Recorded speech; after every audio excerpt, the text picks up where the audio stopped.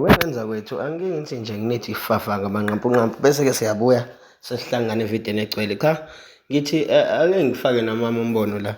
Uyabona i-albhamu yaKhuzani yenza kahle kakhulu futhi iyi-albhamu enze kahle kakhulu, kodwa-ke okudumazayo igame ayisekho fair if sizoqhathanisa i-albhamu ne-single, cause i-single vele uma iphume i-track eyodwa iyakubaphoqa abantu ukuthi bagxile kakhulu kuleyo track cause ayikho enye.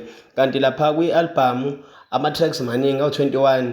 The first date akwazi ukushaya imiliyoni amaculo angaphezu kwa-2 ekubeni ingakapheli ngisho inyanga or iy'nsuku eziwu-30, amanye ashaye within a day. Lokho kusho lukhulu bafowethu. Asikwazi kodwa ukuthi siqhathanise i-albhamu ne-single track.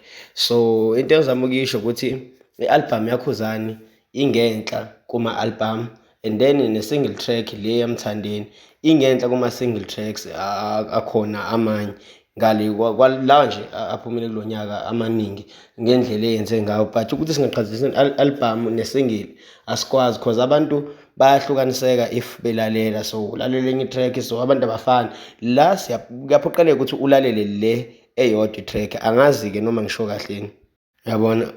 Ngingathini, ya if-ke sesoqhathanisa i-albhamu ngizobuya nazo sezigcwele okungcono, ngiqhathanise i-EP kaMthandeni ehamba nale single le bese ngiqhathanise i-albhamu. But asikwazi ukuthi sikuqhathanise futhi lokho cause i-EP iye yaphuma kanti sinama-views amaningi asedlule ngisho kwimiliyoni.